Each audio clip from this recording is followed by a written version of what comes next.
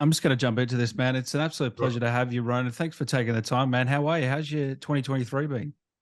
It's been great. It's one of those interesting times that all actors will kind of be able to empathize with when a lot of work that you've been doing over the last year or so starts all coming out at once, even though, some of it was done years Years ago, ago. some of it was Mm. done very recently, some of it and yet somehow the stars align and everything sort of happens to fall out into the public space all at once. So it's going to be it's an interesting summer in that way. I'm curious, what's your day like when a project's released? You know, the day that a project's released, whether it's a game or a movie, how do you look at reviews? Do you stay away from that stuff? How do you handle it depending on your involvement?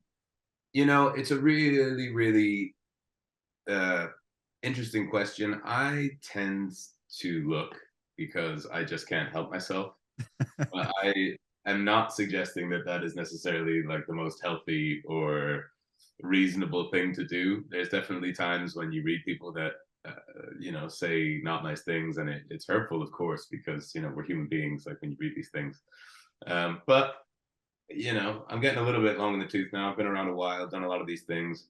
You do at a certain point, have to give yourself over to these things and accept that everyone, no matter what amazing masterpiece you choose, whether it be, The Godfather or Citizen Kane, there's someone out there who can I swear?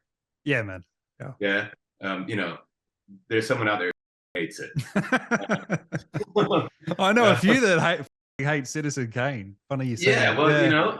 and I don't hate it, but I don't love it in the way that a lot of people Mm. love it. It's so my point is that everyone has their taste. So when you read some of these things, when you read people's opinions, you have to realize that. And there's things that I dislike when I see them, and it doesn't mean that I dislike the people that made it. And I think like it's really important that whatever sort of creative endeavor that you set out on, whether it be a super super big budget video game or a tiny little independent film that's made for 3p, um, you have to understand that every single person that starts out on that project starts out with good intentions. They want to make something amazing, and like the amount of pieces of shit that people have poured their heart and soul into are innumerable. So Mm. I think like the act of making the art and entertainment is a noble act in itself, and when it falls short of the expectation and people get upset. But I still think that you have, if you're an artist, then you have to be brave enough to kind of face up to that stuff. Which is, I guess, maybe why, in a long-winded way of answering your question, maybe why I read this stuff, because it's good and healthy to keep your feet on the ground if people are swinging at you occasionally. I've been very lucky, frankly. Like I've never really been savaged in a review. I've been in some things that have been badly reviewed, but I myself have yet to They haven't really. said Ronan stinks in They this. haven't said Yeah. Ronan, and that is really the issue as an actor when that does happen, and because it's happened to lots of people that I know and people that I really respect as actors, and I don't think that they're worse actors if they've got a bad write up in something. That was that person's opinion, but it's hard as an actor because your name is attached to it, and therefore Mm. you get to read, the name that you've written at the top of your school stuff since they taught. That's you. It's not just your performance, really. Sometimes there's something in your psyche, if you're not careful, that I would imagine could really poke at you specifically. Sorry, It's all I can good. really look at you specifically as opposed to the character or the work or that sort of thing. So like I said, I've been lucky. I've never really had it happen to me, but I can imagine that when it does invariably happen, that someone really just takes a dislike into my work, I'm sure I will. There will be something in me that takes it personally, but I think maybe it's a good exercise in humility to stay abreast of what people think of the work. But how do you not take it personal sometimes, especially if you're like a director or I mean, it must be tough when you It's get tough, sad, man. you But know? like, look, like I don't know many directors worth their salt who really give much credence to reviews as long as they feel like they made the film that they were trying to make. You know, I mean, I think that like every filmmaker sets out with an ambition of what they're trying to achieve, and if they achieve that, then that has to be enough for them, because you know, you know, like if Francis Ford Coppola was making films for reviewers, he would have I made get it. films. You know, he would have made terrible films. Like we don't achieve greatness without falling flat on our faces occasionally, I think, is the thing that you got to take risks, don't you? Yeah. You have to take risks, and the nature of what we do is that you take those risks in public. So, you know, if you're throwing these things up to the public domain, and look, people are paying dough for this stuff, you know, people are paying good money, and these days more than ever for the last, you know, decade or so. You know, people's money is hard fought, and you know, people think hard about how they spend it. So if they're going to spend it on entertainment, they want to be impressed, and if it falls short of expectations, so be it. And the people are sorry who made it. I'm sure they would much prefer have made something you like. But like I said, I've been lucky so far. Is that most of the things I've been in have been pretty well received, and I myself, even when I've been in things that have not been well received, sometimes I've been praised in those things, and you know, certainly I haven't been singled out as the reason that they were bad. So.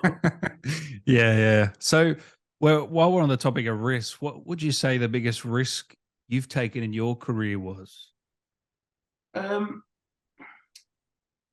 I suppose it depends on what you mean by risk. But because risk can be a million different things, right? Depending on what your context is and your situation. But I guess from like a performance and a falling flat on my face in an acting capacity, it probably would have been playing the dual role of both Cray twins a couple of years ago for a small independent project called Cray's Code of Silence, which focused on the police officer who was trying to bring the Crays in, Nipper Reed, who was played by Stephen Moyer from True Blood, is probably his most known thing, but he's done a million things since and before. So, but playing both Cray twins, you know, so playing a dual role of twin brothers, doing the biz effect side of things, trying to create some sort of a transformation that was not just into one character, but two guys who had to be side by side and be like similar enough to be twins, but far enough apart that they seem like two different actors. And so you're playing the twins yourself, so right? Yeah. Just to context, yeah. Yeah, so I'm playing Ronnie and Reggie Cray in the film. So that is tough. I don't think I've interviewed someone that's played twins before. That is, it's a tough one. There aren't many people who have done it. So, and it, you know, obviously the famous Tom Hardy portrayal of the same character. So, like when we were doing press for that, it was like, oh, we mentioned Tom Hardy. Obviously, you know, he's done an iconic job with that film, and like you can't try to emulate that or imitate it or compare yourself against it. You know, it's like what we were talking about before, and I'm sure, you know, I don't know Tom Hardy, but I'm sure if you asked Tom Hardy that he would say, you know, fuck it, you do your thing. You know, the way that you would fail to do something like that is to get caught up in the fact that someone like Tom Hardy's done it before, right? Like, so you know, when we weren't making the same film, our film was made for about the coffee budget of their film. So, So you know, it's a different animal, and so you don't compare yourself to that. But it's great fun to jump into that sandbox and play in that world and play those characters. But yeah, surely, like you know, because of the scope and the time of the film, I only had about a week to shoot all of my stuff for both twins in that film. So that's kind of crazy. Yeah, so that presents its own challenges, right? Like, so yeah, I would say that's probably from a performance standpoint, that's probably the biggest risk I've taken, just because, especially because I live in the UK, so it's, you know, and specifically, like I'm sat right now talking to you from East London, so I'm surrounded by the exact environment that the Crays lived in. So if I were to go out and be a terrible set of Cray twins in a film, like I'm literally in the Crays manor right now. So So, the onus was definitely there to, do something that I could hold my head up about when I walked out the door. While we're on movies, do you have a Mount Rushmore, a top 4 favorite Ooh, films? I know so it's hard, man. so hard, I know, man, but maybe just People give us do 4 this. on your mind now, if you Okay. can. I mean, I don't know. Oh God. So because I'm such a film fan that like it's really hard to just nail down 4. But if it I was know, like I know. I'm the same. but if it was like You got to go the genres. yeah, Yeah. yeah, I'm kind of thinking. So rather than thinking about my top 4, I'm just going Yep. to think. I'm just going to say maybe the first 4 Yep. that come to mind that I Yep. think are really really cool and that like Yeah. people should see if they haven't seen them. Um, uh, Godfather 2, I think, in terms of you know uh, epic visual storytelling, amazing performances that it launched the careers of a gazillion people. Um, that's pretty hard to beat. Like when people talk, we were joking about Citizen Kane being, Yeah. But um, Godfather, you're not, yeah. Godfather 2, and Godfather 2 specifically. Like I rewatched them this weekend. I think Um, two's better than 1. Yeah. Me too. Yeah. And by the way, sidebar, Terminator 2 as well is much better than Oh, Terminator 1. yeah. To Yeah, get me that too. out. I Both, want to, yeah. yeah, both Terminator movies are amazing, but Terminator 2 is one of those rare sequels that's better. Anyway, yeah, Godfather 2, I would say, is just everyone should watch all of them. You can skip through if you need to, but everyone should watch all of them. But like 2 for me is when everyone, the whole team is really bowed up by the energy and the success of the first movie, and like they all just like everyone leans into what's great about it, but they find so many new things, and it had so much grander in scale than the first one. So yeah, Godfather 2. Mm-hmm. I would say then True Romance. Nice one. Yeah, Yeah. which is because I'm a bit of a Quentin Tarantino like acolyte. It really depresses me that he's making this last movie, and the chances are slim that I'm going to get the call from Quentin now. You never know. He might transition to TV. Yeah, okay, yeah. I mean, he did his episode of CSI. Anyway, Quentin, if you're watching, I'm available. He watches this show, man. So yeah, I play we'll hook both. up a call. I've been in some stuff. Check my everything. Call my agent. No. So, but I'm a huge Quentin Tarantino acolyte. So, Is that your favorite Tarantino film for well, yeah. romance? So do we call it a Tarantino film, right? Because it was written by him, but obviously directed by Tony Scott. So, Yeah, I mean, yeah. But is that my? I mean, I don't. So I don't know if it's my favorite Tarantino movie because I love all of Tarantino's movies. Like I've been binging them again a lot recently. But Yeah. something about that movie hit me at exactly the right time in the moment that I saw it in my life. Mm. And it was just romantic enough, just violent enough, just sexy enough for me to just be like totally hooked on this movie. Like one of those, and I had it on VHS and like just hooked it in my veins for a while. And I just think that like it's one of those movies that's lightning in a bottle, and like it doesn't matter who you are. It's actually like a low key great date movie as well because like it's got a really really beautiful romance at its core that everyone can get behind. And it's like a tragedy, but it's funny. And there's like gangsters and violence and drugs for the guys to get excited about.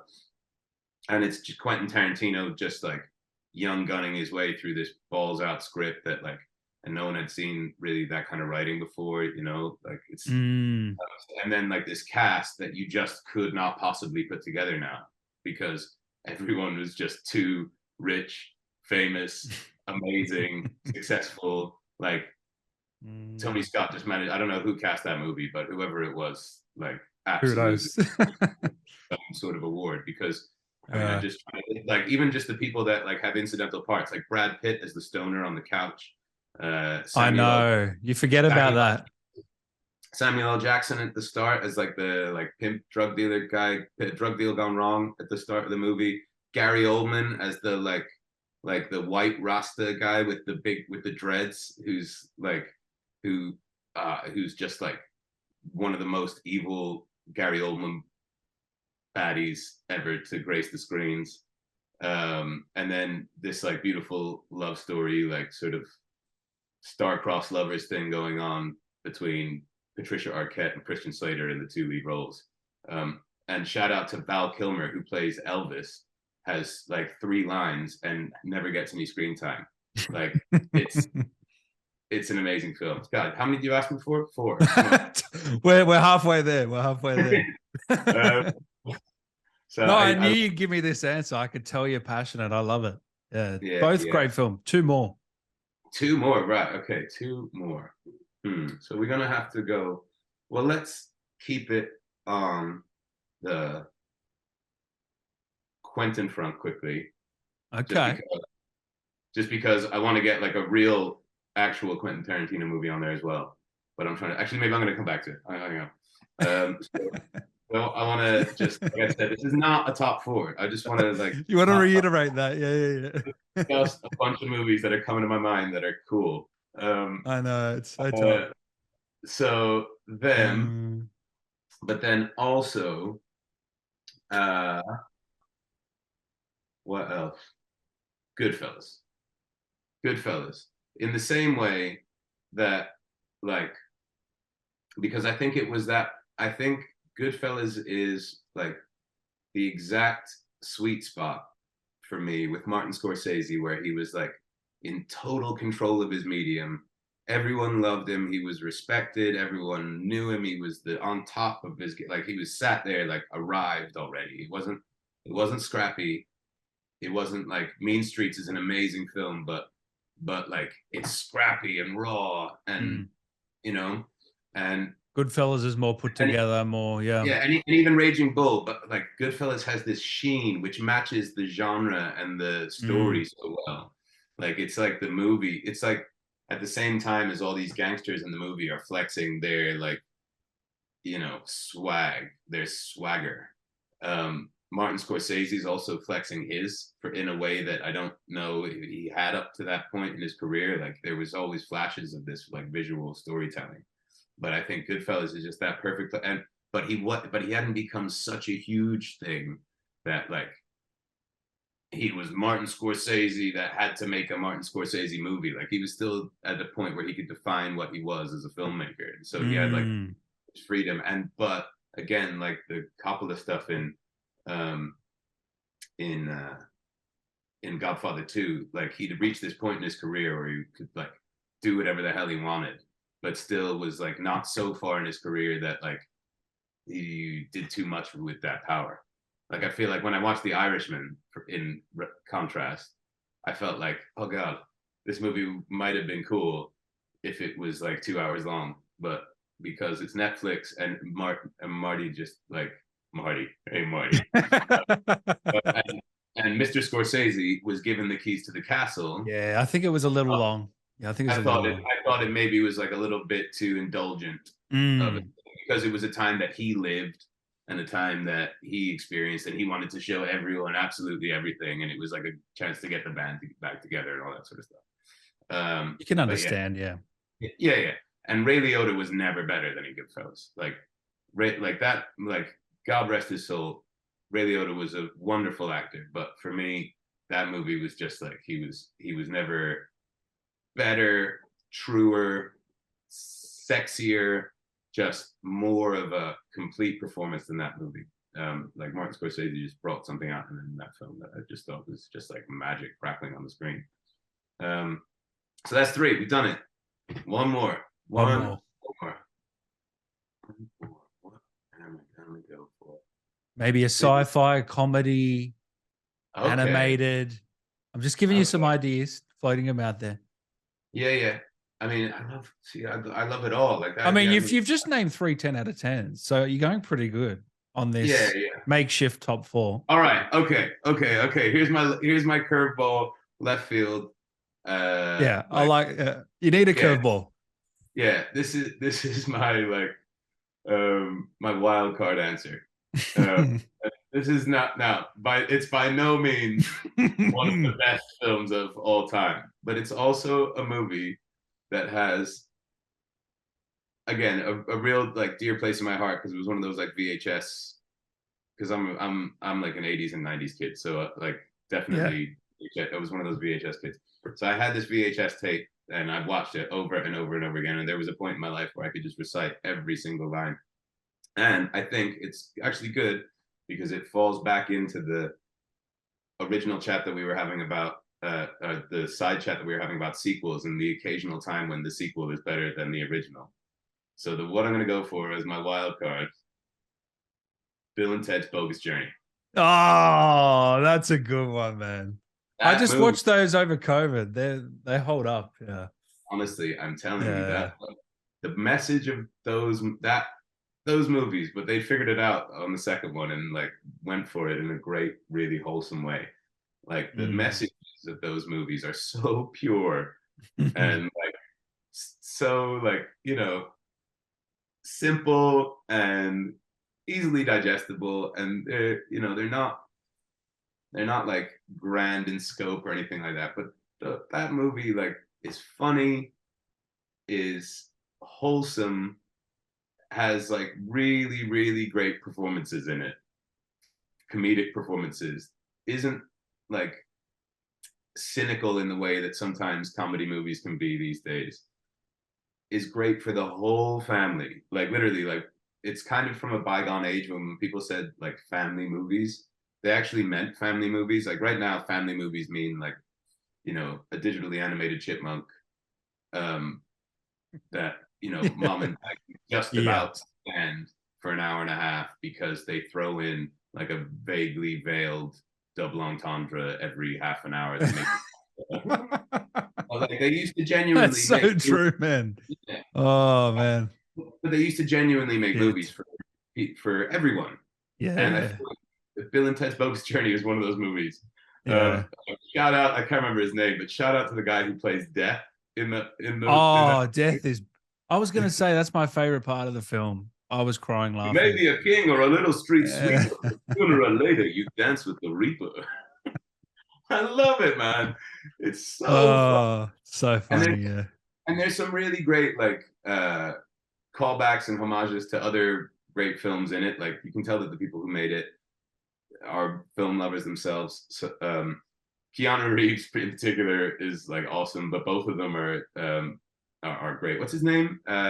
Is it what's the name of the guy? This is really bad because if you're gonna do Bill and Ted stuff, As always in, you should as always in the mention the other guy who isn't Keanu Reeves because I always feel bad that like Keanu Reeves is Keanu Reeves and that guy is also awesome, but has not had the same career. Alex Winter. Alex Winter, that's the man. So shout out Alex Winter, shout out Keanu Reeves, and their chemistry together is phenomenal. So yeah, I'm going from a wild card as Bill and Ted's Bogus Journey, and that's That for is that is a bit of a wild card compared to the first three, but I love it. No, jumping into games, man. You've had a really impressive body of work in the gaming space over the last 10, 15 years. Do you remember the first game you worked on and how you started getting into more of these deeper and more rich roles? yeah. I need to cast my mind back to the annals of the like mid 2000s or something like that. And I really just fell into the whole thing. I had no Yeah. ambitions about being in gaming. I played games occasionally. Like I played games like I think a lot of normal kids did. I was never like a super massive into it, had to have every system, had to get every game or anything. But like I had certain games that I'd like, and me and my friends would play them. And sometimes I play them by myself, but I wasn't like super mad into it. Yeah. And gaming was definitely like I happened to be coming up in a time when gaming was developing and changing and turning into kind of closer to what it is today. So I came into it like all these things are about timing, right? So I think gaming was on the up, and one of my because I went to drama school UK, and shortly after drama school I signed with an agent, and then another agent, and then but one of my early acting agents just happened to do things on the voice side of things a little bit as well. And so he would put me up for stuff on both sides of things, little film and TV things, little theater things, and the occasional voice gig, like little corporate things as well. And then one day he just said, "Hey, do you want to go in for an audition for a video game?" I was like, "Okay." And I got it. And it turned out that it was, what the heck was it called? Was it League of Legends? No, you know what? No? That's misleading because it's on my IMDb as last because that game had come out first. But I actually did that character much later in my career. So, but the release date of that game is Oh, of course. Yeah. I get it. Yeah. so because that's a thing where they're constantly adding characters and DLC and stuff. My character actually wasn't added till many years later. So that's a thing that. So would it be Dragon Age 2? Dragon Age 2, that's the one. Yeah, wow. That's a pretty good game, by the way, as well. Yeah. Yeah. And the game did well, and it's not like I was, front and center in the game, but the company that was doing that game obviously liked my work, and they kept getting me back in, and then gradually I got a couple more, and that was BioWare, yeah.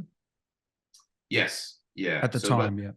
Yeah. So but the way that it works is you don't generally have contact with BioWare directly until you get the gig and you're in doing the work, because usually it's done through like an audio subcontractor, a person in your country that has audio recording facilities, and then they approach your agent, and the agent brings you in. So so often you'll get these things, you won't know it's BioWare or Ubisoft or Dambusters or whoever it is until after you got the gig and you're actually in the booth and someone shows up on cans and goes, "Hey, I'm so and so from so and so wherever." You go, "Oh, cool." But at that point, you're usually NDA'd up to the eyeballs and you can't say a word. Yeah. So yeah, sometimes these things are a surprise. I mean, honestly, in terms of Dead Island, I think it was so secretive that I didn't know what I was working on until like 6 months into the project. Like shit. I knew, they told me obviously like plot and story and things that I needed to know as an actor, but I didn't know that it was the Dead Island franchise until way into the development process of the whole thing. It was called. In fact, still, I've had emails about it obviously this week with release and stuff, and but they're all tagged on to the previous emails from stuff that I was doing in development, and they're still called the code name for the game. It's still not called Dead Island 2 on my emails. It's called something else. So yeah, wow. And when was the first time you did mocap, and did you get to do mocap for Dead Island 2? I'm curious. Well, actually, that's an interesting story. The first time that I did Dead Island, did mocap. The first time that I did mocap was for a game. Was that Crisis? No, that was the first time that I did mocap for a game that came out. Okay. But I don't know if I can say that. Maybe I can say it. You can say it. Just don't go into details on the game that didn't release. Yeah. Well, but it did release. This is the thing. So okay. So I'm not going to say the name of the game just because I don't want to get and I don't know. But there was what ended up being a very, very big game. Yeah. In the horror genre. I'll give you some Easter eggs. There's a very big, eventually horror genre released game that I had done my very, very first mocap gig on many years before it eventually came out. And then had always wondered, like, I'd been promised X amount of mocap, and I'd gone in for like 2 or maybe 3 sessions or something like that. And then never heard anything. And it was really weird. And then my agent said that, I don't know, it's gone away. And then 3-4 years later, then I heard that they were redeveloping, that basically the studio had shut down and they'd sold the IP. A different studio was developing it with a whole bunch of different actors. And then it ended up coming out and being a huge hit. um, Wow, that's so crazy. without me in it, but with a very good cast. But it was okay because the people who made that game then did employ me again on other stuff. So clearly it was not me that sunk the project. Well, it's Yeah, clear yeah. that's making stuff out there that it's not me. That it's not me. Um, yeah. So no, that was my actual first official mocap gig. But yes, I think the first mocap I ever did was Crisis, and then that was followed shortly after by. There may have been some other stuff in between, but the first and really probably the biggest, most extensive mocap job that I've ever done was on Battlefield 3. Oh yeah. Where I played Montez, who was not the player character, but the kind of best friend of the player character. So who was obviously next to the player for the whole game, or I mean not for the whole thing, but for large portions of the game. So he was kind of, which is actually from an actor's perspective, if you're thinking about it from ego and you're trying to get your face on the camera or on the screen, it's actually better than the player character because most It of that's is actually. first person. It So really is. Yeah. that's a voice gig. Whereas if you're the best friend, then you're like there looking, hey, how you doing? Yeah. So your face is in a lot more. So Montez was a really great character. He was lots of fun. He was directed by a guy called Tom Keegan, who I always try to shout out Tom when I'm on things like this because he's a really, really phenomenal motion capture director, and he has been responsible for some of the biggest AAA titles going. And he's, as well as giving me work plenty of times down the years, he's just a really good friend as well, and he's a really good guy. And he works with actors in mocap in games in a way that I don't know that tons of directors do. He's very actor centric and treats it more like black box theater than anything else. You're not the first person to mention him. I'm just trying to remember what he's worked on. I mean, basically any big AAA shooter that you care to mention is probably had Tom Keegan's sticky little fingers all over it at some point. He's really, really prolific in terms of that sort of stuff. Yeah. You stick his name into IMDb. Yeah. He also brought me out to Berlin to do facial and voice for a character in Wolfenstein First Blood, I believe it was called, the one that was like the Wolfenstein prequel. Man, this guy's resume is crazy. Yeah. It's a lot of crazy resume. This guy's the Scorsese of gaming. Yeah, I really couldn't think of a mocap director who has a better CV than in terms of games. So, and Tom really, and I'm blessed to call him friend, and we don't see each other often, but on these things like this, I always like to give him a shout out because if you want to work with the best in terms of mocap directing in games, he's the guy, and he makes it really easy. And as a result, I feel like that Montez performance and the performances in Battlefield 3 in general are really, really top notch for games, especially at the time. It was a time when mocap in games and performance in games, real performance, where performance capture as opposed to motion capture was really, I don't know if in its infancy is too strong, but was certainly something that was only coming into the public consciousness in a really, really strong way at that moment. So, and if you look at it now, obviously it doesn't stand up. The facial capture doesn't stand up. Maybe I think the performances do, and the game, I think it does. Maybe not from a graphical sense. Yeah, no, that's what I mean. Just from if you look at the facial capture now, it's bonkers. But I think it was the time when Battlefield 3 came out was a time when really, for the first time, you could get a performance through the volume. You could capture a performance.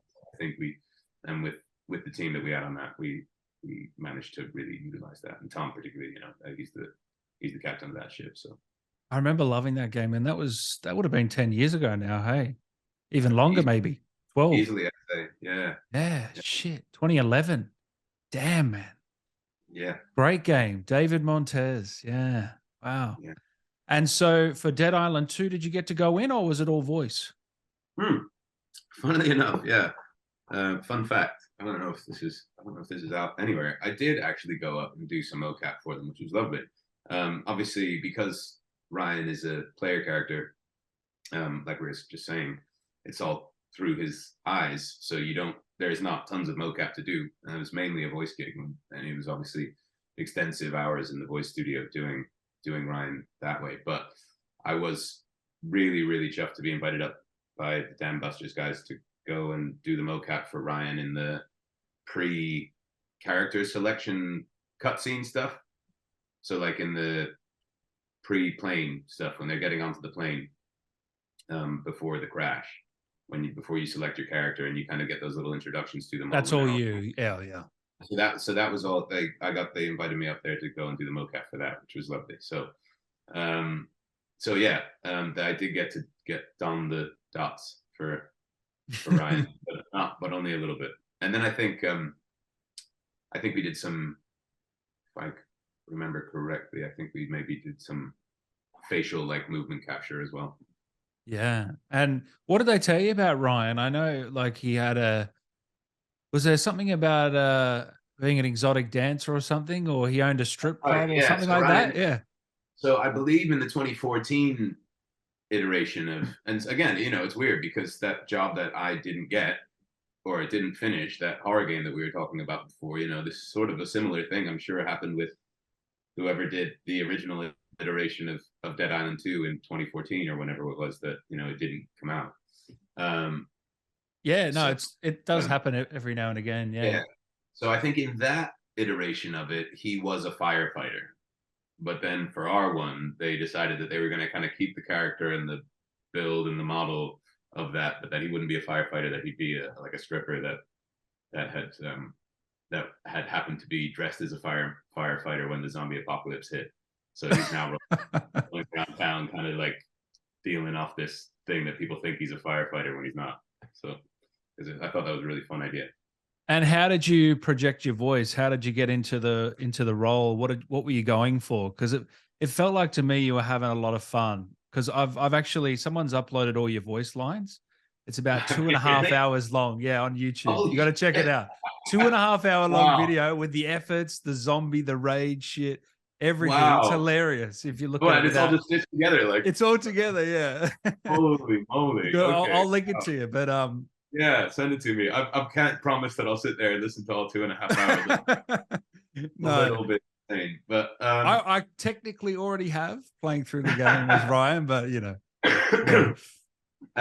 wow. Well, I mean, that's shout out to that person. That's great. The fans have been great and amazing, and I'm always surprised by the mad things that sometimes gaming fans are willing to do for the games that they love. But what was the original question? Sorry, that's blown my mind that someone's done that. No. I was just saying, how did you get into the character? How did you find the voice? Oh, yeah. That sort of thing. Yeah. Well, look, Ryan was really fun. Fun. It was kind of the main. Like you hit the nail on the head. Fun is the main kind of bullet point for, I think, the game and for the character. And I think what I was really trying to give him a quality of was like a wry cynicism, where he's that guy who, he's calm and unflappable under pressure and is usually willing to find humor to, puncture the suspense in some way. He's that person who's like going to crack a little joke, even if it's just to himself, even in these really bonkers situations, just because, and Dan Busters were really great, by the way, in terms of giving me a little bit of freedom and letting me have some fun with the dialogue. They very much weren't tied to the script. So if I wanted to have a little fun riff and ad lib, they were really, really open to all of that stuff. And the way that we tended to record it, sometimes these things are very stilted and you record, right, I'm going to do 3 of this line, and then I'm going to do 3 of this line, and then I'm going to do 3 of this line, I'm going to do 3 of this line. No breathing room, no riffing, Yeah. Whereas with this, we really tried to, even though we were in the booth, we tried to play it as much like a real scene as possible. And, for instance, like, I don't know if if you remember this sequence with the clown, the fight sequence with the clown. But that that clown kind of scared the shit out of me, man. scared the shit out of me too. But this was a great way to record it, because they, like, with that fight scene with the clown. Oh, they play it in front of you. Yeah, so That's cool. that fight scene, there are a couple of lines that they needed, obviously, like no, what was it, no climbing on the ride or whatever when he kicks him off. But for a lot big stretches of that sequence, there was no lines. It just says, Ryan runs, Ryan jumps, Ryan this, that, the other. But so the way that we did that was they just basically got a very, very crude early version of the scene up, and they were like, okay, like, play that. And so that's got to be fun. So yeah, but a lot of those things are just improvised, because and that's great for an actor to do that. Like it's almost like virtual reality. They strap you in, you try to live that for a minute. You put all your breaths and efforts as if you're having to jump and do all the stuff, and then and you might say things along the way that you wouldn't do if they were just like, okay, now we're going to record you doing 5 jumps. Can you make them 3 seconds long? And because so it was organic, and in a way that, and sometimes it's not. So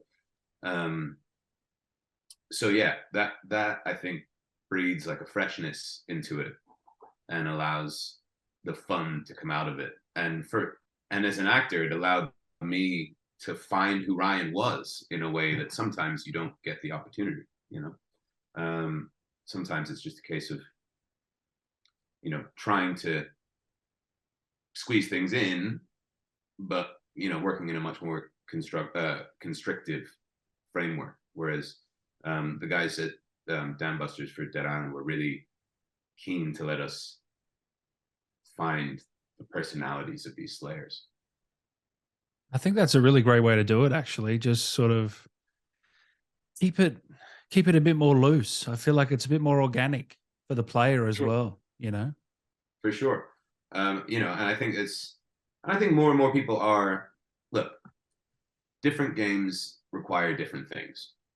This is very much narratively focused, mood driven game that is after a certain tone, right? That might not work for The Last of Us per se, or something like that. Yeah. I think, to be honest, I think probably for The Last of Us, I mean, I think they probably would work for The Last of Us if they were going to have to do. They just do mocap all the time, though, right? Well, I guess so. I mean, I meant like the tone. But it probably wouldn't work if you were doing like a fighting game, like a PvP fighting game that has cutscenes and vague story stuff, like a Street Fighter or Mortal Kombat type thing, like definitely.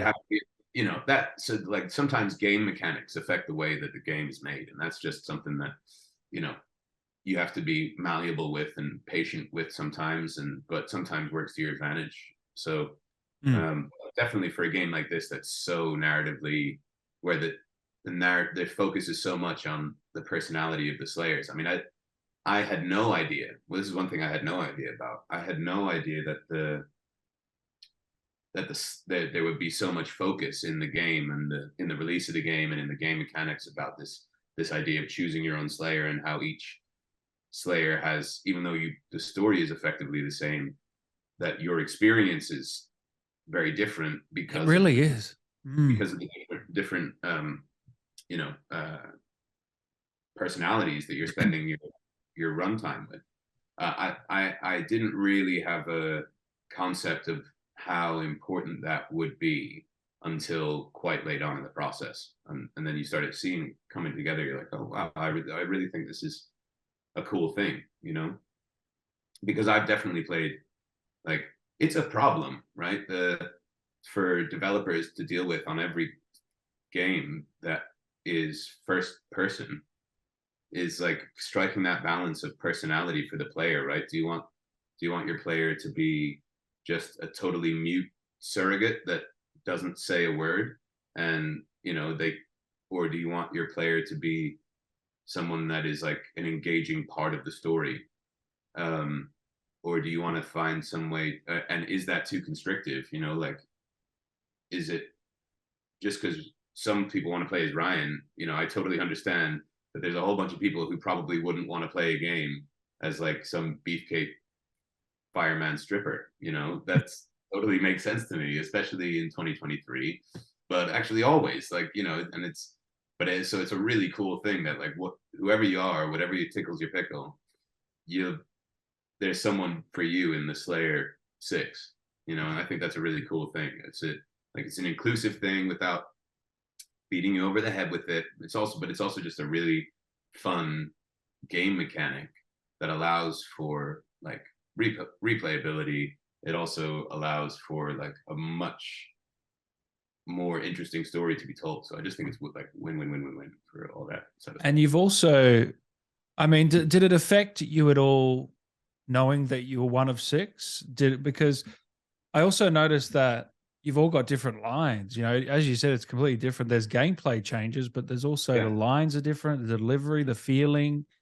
And when you figure that out, when you find that out, does that change the way you do things at all, or did it affect? Did it change the development at all from maybe like a practical standpoint? Does that make I sense? mean, I mean, I'm sure on the development side of things, I'm sure it changed things a hell of a lot. There were times when like basically the rule of thumb was you just had to get your lines in to like time windows, right? Right. So that it would match with the stuff that's going on in the scene. But that was things that they like really they keep away from me and us as much as possible because they wanted us to be focused on our own performances. I don't know if I was affected too much by being one of six. I thought it was a cool idea from the start. You worry about it, I guess, like the only like an ego thing goes like, no, I'm only one of six. I'm not the main guy. Like I suppose maybe there could be a temptation to feel that way, but I never felt it. It was like it's cool, man. Like you know, it's and especially when you know you're doing this as you're reading the scripts for this game, and now that everyone's played this game, you see how cool the scripts are. Like this is like it was clear from fairly early doors that this was not just a bunch of people who were going through the motions and we're just like you know doing something to squeeze out a game that they thought they might make some cash on. It felt like you know you were working with people that were passionate about a project and had taken time to make it funny, to make it clever, to make it poignant at times, and it was a pleasure to play. So I just really like tried to make Ryan fun, make him cool. Like we always like I feel like for me Ryan like has a flavor of like that wry humor of like Bruce Willis and Die Hard. You know what I mean? That kind of like just like that guy who's making gags while he's like just shaking his head like, oh, for fuck's sake, like of course, like as someone who's resolved the fact that like life is real shitty sometimes. If you just kind of gotta laugh your way through it a little bit, and so like to dial up and down that level of like cynicism occasionally was like the really easily modulable thing to do. But so I didn't, but they kept us all totally separate. So we had no idea what the other Slayers were up to. So you've never met any of the other actors, even on that scene? Yeah. Wow. Never connected in any way, shape, or form. No. So damn. So we all just, you know, which I think is a great way to do it. Actually, I mean, I'd love to meet them now because we have a shared experience. But I thought that was cool because you know in our sessions we were just totally focused on Ryan's story and the truth of the way that Ryan would play it, and you know we played all the scenes as dialogue, even if you know we weren't playing. Sometimes I was playing to video, sometimes I was playing to playback of audio that they had from video but that they didn't have visuals for yet. Sometimes I was doing dialogue with the director of the session who was reading in for the other characters, but I was always having a dialogue, and that comes through, you know. So it just meant that you were able, as an actor, to play the story out as truthfully as you could, you know. Kind of gave you room. Do they? I know you haven't met the cast, but do they not do rap parties or anything in gaming? Is it not a typical thing? Just because Uh, it's well, if all they around did, the I would world, I find it. guess. Um, no, No, I don't think. it definitely has been known. I don't think it happened with this one. I think they actually did have a little party up at Dan Buster's, but that's not down in London. So it's and I think the cast. I'm not sure where the cast is all based. So I'm not 100% sure whether they're all UK based or not. So No, they're not. um, Yeah. yeah. So it's you probably know much better than I do. So but yeah, because it's an international thing, I don't think it's as Yeah. done. But I have been to some before. For And gaming, yeah. yeah, and I've been invited to ones that I haven't been able to make. Like for instance, Battlefield 3 had a big one in Sweden, which is where Oh, yeah. the developer was. Um, so yeah, they happen, but they're not this sort of as of yet. It's not like a thing I've been flown across the world to do yet. I'm open to it though. Now, man, I got to ask you about this. So, who were? Let's just clarify. Who did you play in Cyberpunk 2077? So I played a whole bunch of little incidental characters actually in Cyberpunk when I did that. But the big ones that I did, so the characters that I think are most memorable would have been Joshua, right? Joshua, who is the guy who the crucifixion Man, guy. we have to talk about that. Yeah, Yeah, sure. And also that is crazy. Ozob the clown as well, the clown with the grenade for them. Yeah. Speaking of clowns, yeah, he was hilarious from memory. He was a bit of a bastard from Oh yeah, yeah, wasn't yeah. he? Yeah. And he's a big cult character in Brazil as well. So it was a terrifying prospect to take on. But So talk to me about Joshua because when I played that mission, yeah, I was talking to Jeremy Lee who plays female V, mm, which you probably never met because it was probably all voice, but and she was just saying how crazy it was when she was delivering the lines for that. And I want to know your experience because you are the character. I couldn't believe it. And yeah. man, you Um, put on a hell of a performance for that. I mean, I was, yeah, I can't remember a mission that engaging in a long time. It was crazy. Thank you so much, and yeah, it was it was a wild one when that one came up because again, of these things you don't because of non-disclosure and you don't get to see these things necessarily always ahead of time. So that you get given it and they're like, oh, you have a little read of that, and then we're gonna come do it. Um, and yeah, Cyberpunk was an interesting job in general because a lot of the narrative stuff, like the philosophical stuff in Cyberpunk, some of it was pretty deep, and that in particular was a hell of a little ride actually. Like we go through these sometimes quite transcendental um, moments in the voice booth sometimes, and sometimes they sneak up on you and take you by surprise, and you find yourself because as an actor, you try to play these things and get yourself into these mindsets. Whether I can only speak for myself, but I try to use whatever method I can to make myself feel it just as much as I would as if I was on a film set, because I do have a genuine belief that it does come across in the vocal performance if Mm. you're not just reading the lines, you really try to act it. And so you're using all the tricks of your trade to really get yourself to that place, and that's the place that Joshua gets himself to is a very, very dark one. Mm. So yeah, to play that stuff is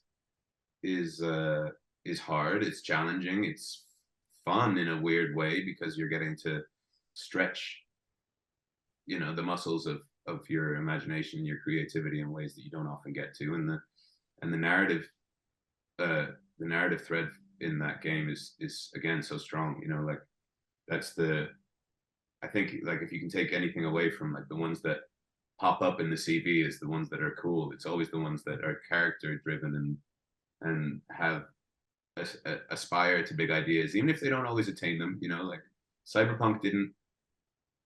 We all know that Cyberpunk on release didn't achieve all of the goals that it set out to achieve on release. You know, there was a lot of problems on a technical level with the game, and it got really, really savage for that, because people have been waiting for it, and it had been so expectant of it. But you know, But no one ever critiqued the story, not to that no, level. The no. story and the characters were amazing. I Well, think and this that's is it, right? And so when you have, this is a great example of, you know, people who are aspiring to an artistic goal and really, you know, achieve 99% of it, but then we're right back to the start of our chat, right? Because then you're back, then they were savaged by reviewers and bloggers, and you know, all of the people who speak on these things, because of, you know, that really, really troublesome 5% or 1% or whatever it is of the game that, you know, doesn't work right. But you know, that was, the release of that game was kind of shrouded a little bit in this cloud of like, oh, bugs. And you know, I think that sometimes, I think now in over the passing of time, people have come to realize that like it's a really, really cool game. Oh, now it's in a much better shape, yeah, technically. Yeah. But but yeah, to play that character, and you know, you get given it, and it's an exciting thing, and you try to, in the amount of time that you have, find as much truth in it as you can. And I was, oddly, I think sometimes there is a part of me that thinks sometimes these things find you.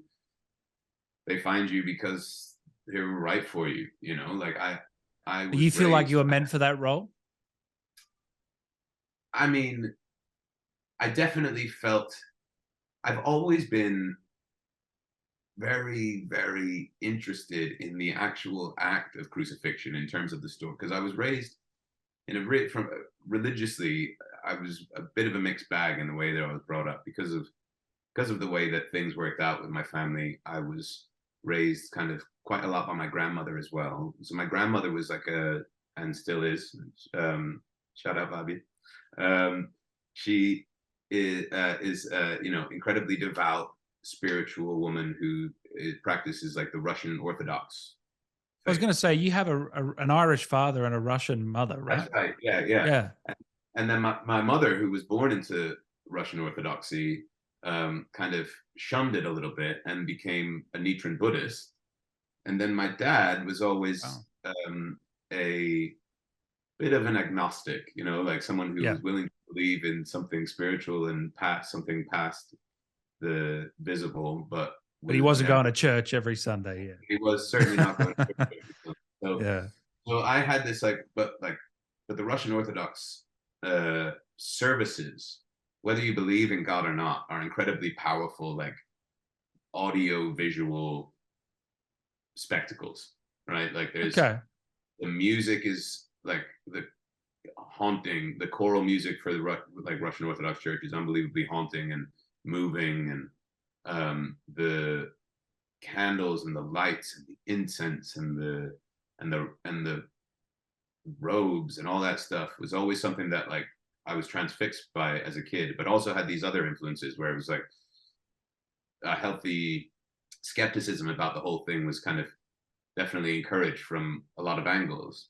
But the act of the crucifixion itself always seemed like such a, like, whether you believe in it or not, as a story, as an allegory, the act of the crucifixion, you know, for something so visceral, to like nails through the hands, nails through the feet, dangled from your arms till your shoulders break, in the name of sacrificing yourself for someone else or for others.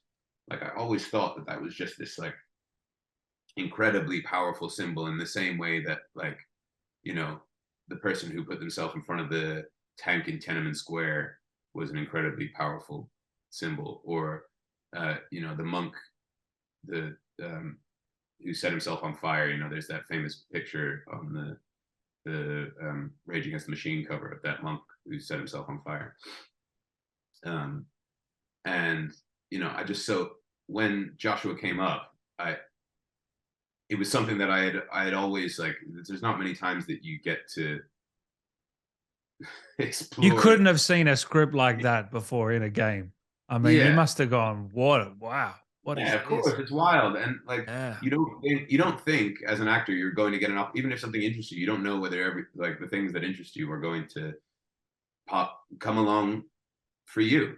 You know, and I mean, weird story that I can't really tell in a podcast, but there was a time a million years ago where I narrowly missed out on playing Jesus in a movie. Wow. uh, that was Shit. then, yeah, and so like that stuff was always like, and obviously I'd spent like a good few weeks, like maybe a month or so in maybe gonna get this Jesus part, and I spent a lot of time thinking about all that stuff. So like when Joshua came up, it was really cool to be able to be like, oh wait, I think if I go back into a drawer somewhere in my mind, I think I've actually, I've been here before. It's for a lot of the thought processes. I Um, think that actually came through in the performance too, maybe a little bit of that. You might have brought a maybe little bit yeah. of that to it. Yeah. I'd like to think so. It's just, but Mm. you as an actor, you're constantly just like, you know, like no one suffers imposter syndrome worse than actors because we're actually like the name of the game is sometimes winging it. Like sometimes you can do all Yeah. the prep in the world, but sometimes you have to rely on instinct and that's why working hard is an important thing. That like that's a misconception about actors is that like because improvisation and thinking on your feet is an important part of the gig, and when you make it look good it seems effortless. A lot of people get the misconception that like anyone could just be an actor, but actually I think that a lot of that ease and that ability to just be spontaneous comes from the preparation, right?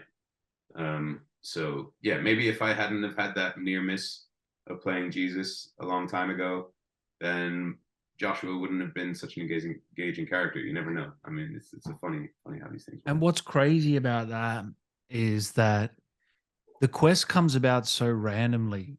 And I remember driving, and then some police car came, and if you shoot something or do something so simple, you never see the quest at all. There's Yeah, hundreds of thousand people that never saw it. I uploaded my channel now. Where's this, Dan? I never saw this. And it's yeah, this whole deep quest. It goes for hours. It's crazy. And it's yeah. Well, just, oh man. that's the crazy thing about that game, right? It's just the depth and the scope of it. I mean, when we were, I mean, everyone was excited about that from the moment that the game got going. They were coming off the back of The Witcher, and they were like, well, okay, now we're going in. Um, so, so yeah, for sure. I think that like that's the cool thing about that game is that in terms of replayability, I'd imagine from a player's point of view, like it doesn't get much cooler than that. Like if you're on your second play of Cyberpunk, and then you find a mission like that, Mm. that you get in the first time because you said something slightly different, 20 moves ago. And even Um, throughout the quest, there's different endings to that yeah, yeah, quest yeah. as well. I mean, it's just so branching, isn't it? Yeah, I Yeah. actually have had fans have sent me some of those, and it is really cool to see all the different ways it can play out because it's funny, you get so sometimes, like I said, you do these things, and then such a long period of time passes, and I do a lot of games, so sometimes I forgot what I did. Like there's a No, detachment of that, course. Yeah. in a weird way, you leave the character in the booth, and I mean Ryan was a little bit different because I spent so long with Ryan, and You're not going to forget Ryan. Yeah. Yeah. no, and I was pumped about Ryan coming out. I've been excited to talk about Dead Island for a long time. It's great because I knew he was going to be. I didn't know if the game was going to be a huge smash, but I knew that like that he was going to be a fun performance of mine that I wanted people to enjoy. Yeah. Um, Well, the game and sold 1 million already, so it's doing pretty well. Yeah. yeah, 1 million in the first weekend, man. That was pretty damn impressive. And it's really cool that people are responding so well to it. It's been it's been really great to because I was nervous. This is my however I don't know. You probably count them up and tell me easier than I could, but I don't know how many games I've done, but I've done a lot. 45 on the books here. 45. Holy Yeah. moly!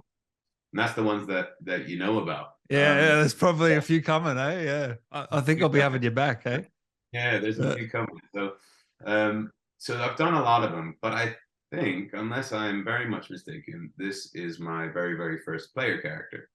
So I had been not worried, but I've been a little bit nervous about that because I've never done it Yeah, before. of And course. people are spending a lot longer with you, and it's easy to not be annoying when people are spending, even 50% of the time with you, but like the longer that people have to spend with you incrementally, like the likelihood that you're gonna annoy them somehow, it gets greater and greater and greater. So I was a little bit nervous that there would be an element of that, but it's been really cool because the game has been like roundly well received. Everyone's really loved it.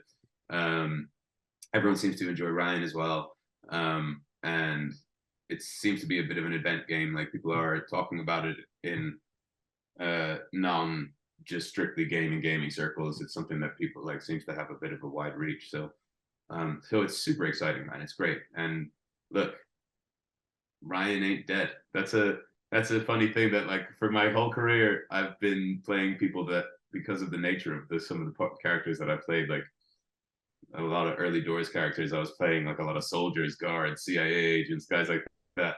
And those guys for sure have a high death count in things if you're not so like it's always been like a running joke in between my family and my friends about like I'll tell them I got a gig and they're like, oh, do you survive? And 9 times out of 10 I have to be like, nope, I fight it on page 85 or whatever, or sometimes Yeah. I don't after a page. Sometimes it's like, oh yeah, I make it to nearly the end, but like then I get stabbed in the neck or whatever. But on this one, hey, look, okay, maybe you need to cut that out, but No, that's fine. For spoilers. But I guess if you're watching this, you probably played it. So Ryan is very much still alive and kicking. So I'd love to jump back into the world, man. It'd be so much fun. I'm going to give you a couple more because I know you got to run. Do you remember with Ryan doing the rage scenes for the first time? That's a really fun scene as a player when it's the first time you're using the powers and the efforts. How was that in the booth? Man, like always with that sort of stuff, I think it's always really key to like get physical with it. Like actually. Oh, so you're a zombie in the booth. You're doing Yeah, it. for sure. I zombie out in the booth for sure. I think it helps to engage the voice when you engage your body, and it actually helps you to do that sort of stuff without hurting yourself as well. Like if I just ask you to scream at the top of your lungs from where you're sat now without changing your physicality in any way, you'll probably hurt yourself. If I ask you to do it 20 times, but if you add some sort of like an engagement with your body, you're more likely to instinctively use like your diaphragm and the muscles that you need in your body to give it truthfully, whatever that effort is, but also to not fuck yourself up. Yeah, because it comes from a more grounded physical place rather than you just squeezing your lungs and as hard as you can and squeezing your throat and all that sort of stuff. So yeah, I'm always trying to add physicality into the booth, even though no one's ever going to see it.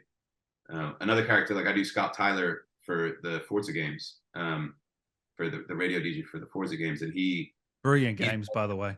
They're amazing. Thanks. Yeah, and Scott's again tons of fun to play because he's a very upbeat, crazy guy, and yeah. So we play, we play tunes in the studio into my cans when we're doing it. I'm dancing around, I'm jumping around. Oh, that's cool.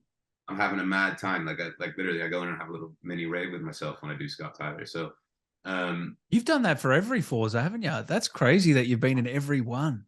Yeah, someone posted on Twitter.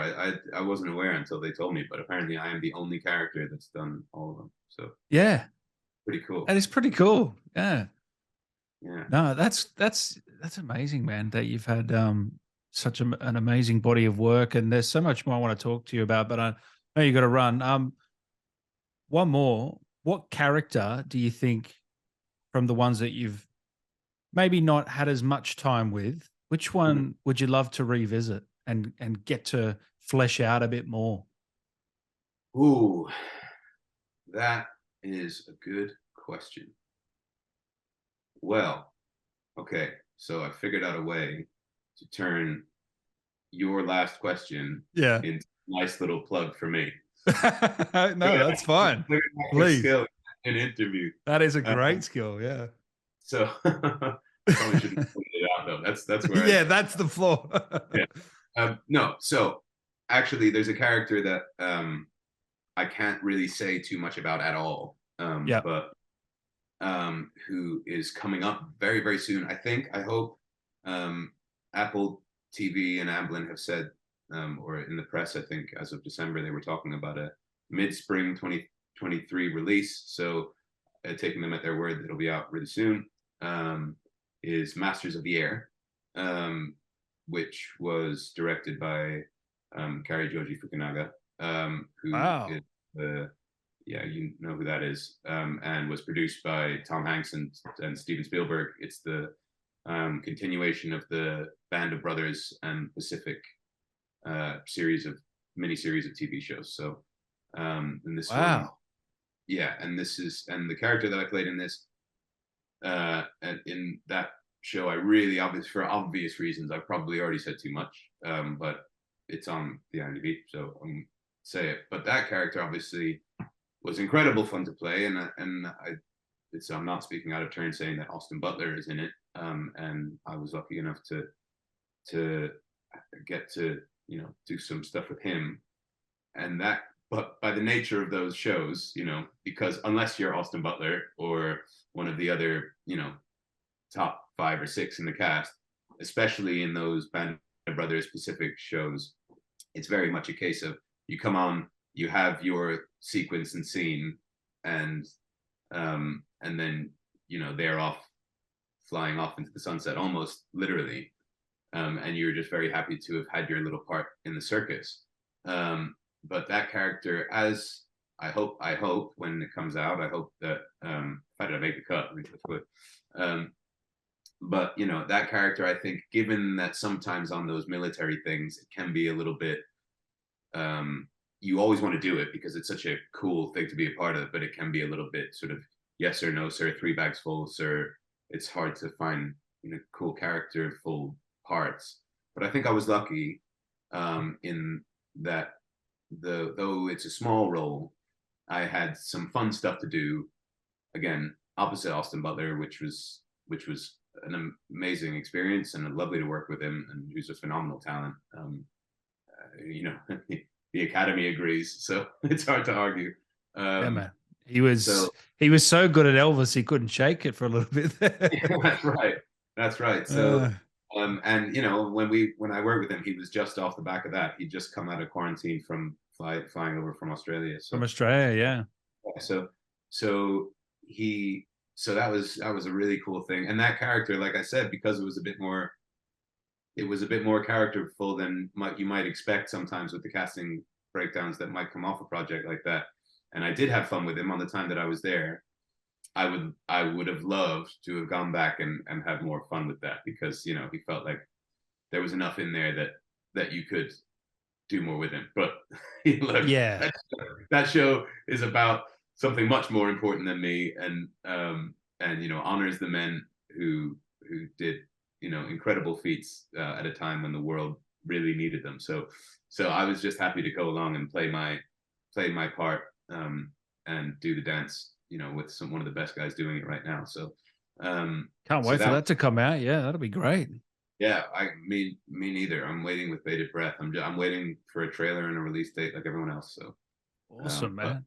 But yeah, if like you were to reach into my brain box and be like, hey, what job over the last couple of years would you like love to go and just like have a few extra scenes or like an extra episode where you're in it? Be like, yeah, I guess I could go back and like Butler and carry for a while. That's not like too terrible of a way to spend an afternoon. So what about, weren't you in The Dark Knight? Like for very, very, very barely. Yes, I was. Yeah, but was that with Heath Ledger? Your scene, or was it with No, Christian? my scene was with actually neither. My scene was on the boat. On the prisoner boat. Yeah. I was on the prisoner boat. and I'm the prison guard on the boat that there's a big close up of, that you see that like when they all think they're about to get blown up. I'm like this young puppy fat faced kid who's like he's like in his guard uniform, but he's like about to cry. And like, and so they got this shot of me crying, like this close up of me just like welling up with tears in my eyes because I think the boat's about to blow up. And then I got a couple of other nice little close ups and stuff. But That's still pretty cool, man. That's like the yeah, highest rated film on IMDb, or one off. Like, yeah, I know, crazy. man. Look, I think I had a line and it got cut. Well, actually, no. I tell you what. Here is an interesting tidbit to end on. If you go onto IMDb, I think I'm credited as prisoner, right? I think. Anyway. Yeah, I thought you were. Yeah. Oh no, I think I'm no on IMDb. I think I'm credited correctly. I believe. No, prisoner. It says here. Prisoner. Okay. Yeah, it is. There you go. So, but that's actually, wrong. But that's wrong. I play a prison guard, and that is because on the morning of that sequence that we were shooting, Chris Nolan came up and kind of like did a lineup, did a rundown of who was doing what, and he was like, no, you look more like a guard to me. Let's swap you out. So he did a swap on the day, and gave me this other character that was actually more pronounced in the film. So I was like, oh, cool, I'll do sure. that. But, thanks, Chris. I was standing next to Tiny Lister, so I got a little bit more camera time, I guess. And meanwhile, like, you know, Wally Pfister, one of the greatest DPs to do it in the last, you know, however many years, sitting there lining up shots. And I'm just like, okay. And like, so I got rushed off the costume. They stuck me in a guard's outfit. They shaved me up. Like I had a beard. And hey, presto, Chris Nolan put me in as the guard. But obviously, because I was already signed up to do the gig, I'd signed the contract. You know, and the credit is you will be credited as Doink. No, someone didn't make a note to swap it. Interesting. Yeah. So I'm still credited as prisoner, even though I'm a prison guard. Similar story on Guardians of the Galaxy. My character was originally called Ugly Guard, but then James Gunn on the day was like, you're not ugly. Yeah, basically. He was like, hey, you're not ugly enough. You need to change this. So yeah. Weird stuff. Shit. So James, that's crazy, man. But because James Gunn was like, I'm James Gunn, we need to change this. Yeah. Whereas like because Chris Nolan had other more important things on his mind, like making The Dark Knight, which as it turned out was quite an undertaking. Yeah. Obviously that note was never made, so I'm still credited as prisoner. But yes, that movie follows me around, has done for God, how long? I don't know how long it's been now, but you know, a long ass time. And I love it, you know, like it's so cool, even though it's tiny, to be involved in something like that. Like I once had someone recognize me. This guy came over. I was sat at the pool with my then girlfriend, just sunbathing in Cuba, and the guy came over to me and he was like, "I'm sorry to bother you. My mate over there," and he pointed to this guy who was like really nervous on another sunbed. He was like, "My mate's seen The Dark Knight like thousands of times, and he's been." There's no way. We're all in the same hotel for like a few days, and he's like, and he's been going on for like 18 hours about how he's pretty convinced that guy is staying in room 304. That is crazy.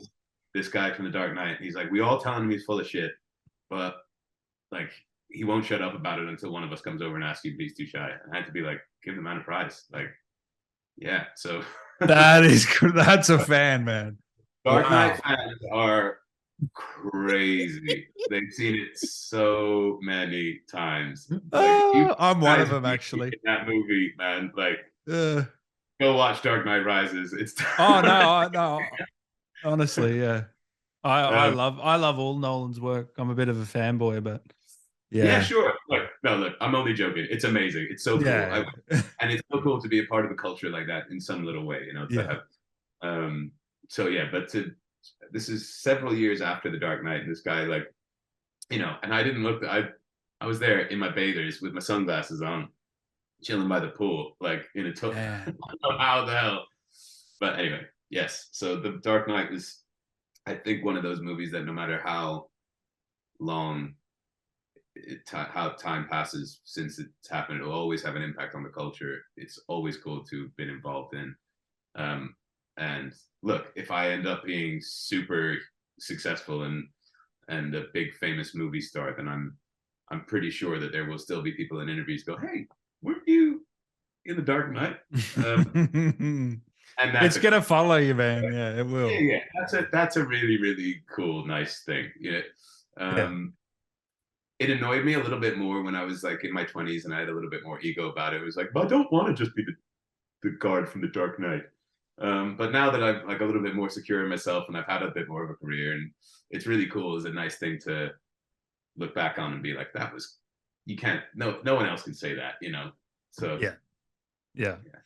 All right, dude, thank you so much for taking the time, man. It's been a real pleasure to chat for the last hour or so. So absolutely, I want to say thank you, man. No, it's been a pleasure for me too. Thanks so much for having me on, Dan. It's been a great chat. And hopefully we can do it again soon with one of your many projects I'm sure are coming. Before I let you go, is there anything Ryan can say to Dan to close this one out? Can we bring him out or not? I'm putting you on the spot. I'm not a zombie.